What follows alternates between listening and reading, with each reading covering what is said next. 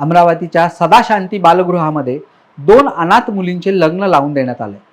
सदाशांती बालगृहचे संचालक कुमुदिनी इंगळे यांनी सांभाळलेल्या 2 अनाथ मुलींचा विवाह सदाशांती बालसदन आणि सदाशांती आधारगृहात काल सायंकाळी थाटात पार पडला। समाजसेवक राजू अडगुलवार आणि स्वाती अडगुलवार या दाम्पत्याने मुलींचे कन्यादान केले।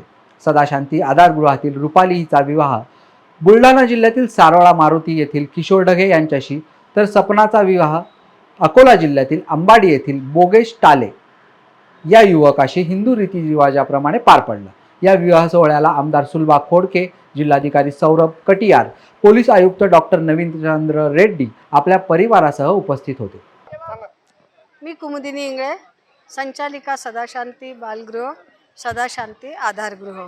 मागील 32 वर्षापासून मी आमचं सर्व कुटुंब आणि आमची संस्था मागील 32 वर्षापासून सदाशांती बालगृह चालवते आहे। आणि 1 जानेवारी 2023 पासून आम्ही आधारगृह 18 वर्षाच्या वरील मुलींकरता आम्ही आधार प्रकल्पांतर्गत सुरू केलेला आहे। उद्देश आमचा हा की 6 ते 18 वर्ष वयोगटातील मुली तर सुरक्षित आहेत, पण 18 वर्षानंतर ज्या मुली तिथून रिलीव होतात किंवा तिथनं निघतात, तर त्या मुलींचं भविष्य काय, त्यांना सुरक्षितता काय, आणि हा एक कुठेतरी समाजाला आणि सर्व अंतर्मुख करणारा प्रश्न होता की यावर 18 वर्षाच्या मुलींचं पुनर्वसन व्हावं। मग आम्ही आधार प्रकल्पांतर्गत आम्ही 18 वर्षा मुलींचं आधारगृह स्थापन करून त्यांचं पुनर्वसन सुरू केलं। आणि त्याचे आमचे उद्दिष्ट होते की मुलींचं संगोपन, त्यांचं शिक्षण, त्यांना कौशल्य डेव्हलपमेंट, त्यांचं जॉब आणि लग्न।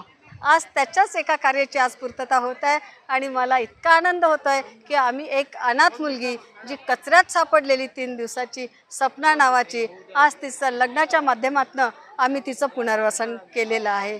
रुपाली जी मिसिंगमध्ये कितीतरी वर्षापासून आहे, आज तिचंसुद्धा या प्रकल्पाअंतर्गत तिचंसुद्धा आज पुनर्वसन झालेलं आहे। हा विवाह एक समाजाकरता किंवा एक ज्या NGOज काम करतात त्याच्याकरता एक संदेश असेल की अशा मुलींकरता तुम्ही योगदान द्या, अशा मुलींचं तुम्ही पुनर्वसन करा की जेणेकरून ह्या मुलींची वाताहात होणार नाही आणि त्या सक्षम समाजामध्ये राहतील, वावरतील आणि स्वतःचं आयुष्य घडवतील।